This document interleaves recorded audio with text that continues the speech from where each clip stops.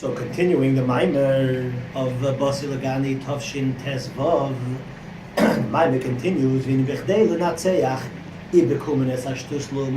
finished off saying that the Mishkan was made with Atzei Shittim, which the word Shittim means that it's related to the word Shtus, which means folly.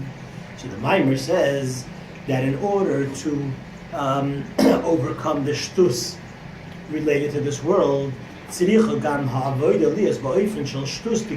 way we serve Hashem has to be in a way that we serve Hashem not only with our intellect, but in a way of, so to say, stupidity, meaning that we arouse within ourselves a connection that we have, which is actually beyond our intellect and beyond our understanding, and that's how we serve Hashem. Because the word shtus, the Maimer says over here, means hatoya. Hatoya means that we deviate from the norm and we do something that makes no sense in the negative. So too, we have to serve Hashem not just in a way that makes sense intellectually, but we sort of deviate in a positive way. And to bring that out, the Maimer tells us something very beautiful. The Maimer brings a story from the Gemara, which the Gemara says like this. It continues to explain in the Maimer that we find the concept of shtus tikdusha, of so to say stupidity or folly in a holy way. Gemara says the story that they said about Rabbi Yehuda bar Eloi, one of the famous sages of the Gemara. He would take a bat, he would take a branch of a willow, and he would dance before the Kala. And the same thing, or similar, they say about Rav Shmuel bar Rav Yitzchak, who would take 3 branches and somehow juggle in front of the Kala.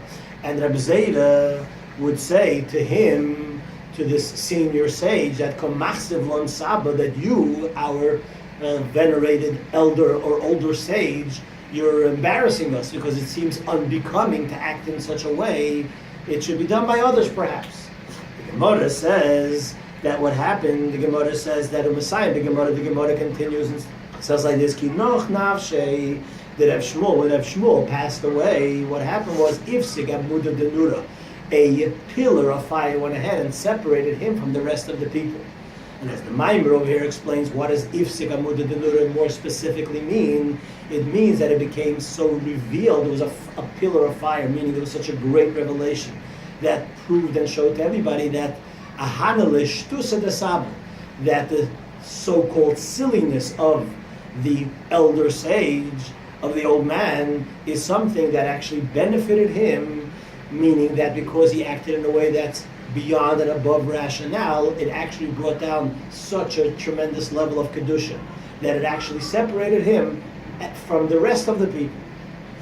Therefore, the Maimer goes ahead and says like this, that we still need to understand why is it specifically by a chasna, by a wedding, that this concept of shtus tikdusha, of acting in a way that is beyond intellect, acting in a so-called stupid way, in a way of kedusha, so that we overturn and we break the stupidity we do in a non-holy way. Why was it specifically at a wedding? We must say that a wedding is such a great revelation or such a great time that the concept of serving Hashem in a way of shtus tikdusha is something that is specifically related to a wedding. So to sum it up, again, the beginning of this ois talks about how one how do we take the shtus of Elam Hazeh, the shtus of the world, which in the Mishkan represented taking those woods that are Atzei Shittim and making it into a place for the Mishkan, a place for Hashem to dwell, so to practically in our lives today, that's what we have to do. We have to go ahead and take the shtus of the opposite of Kedusha and serve Hashem in a way where sometimes perhaps we don't understand, but there is a connection at level within our neshama that's deeper to understand than understanding, and that's what we access, and that's how we serve Hashem, and that's how we overturn the shtus of what he calls the shtus of Olam Hazeh L'Um Hazeh. To be continued in Yirtzeh Hashem tomorrow.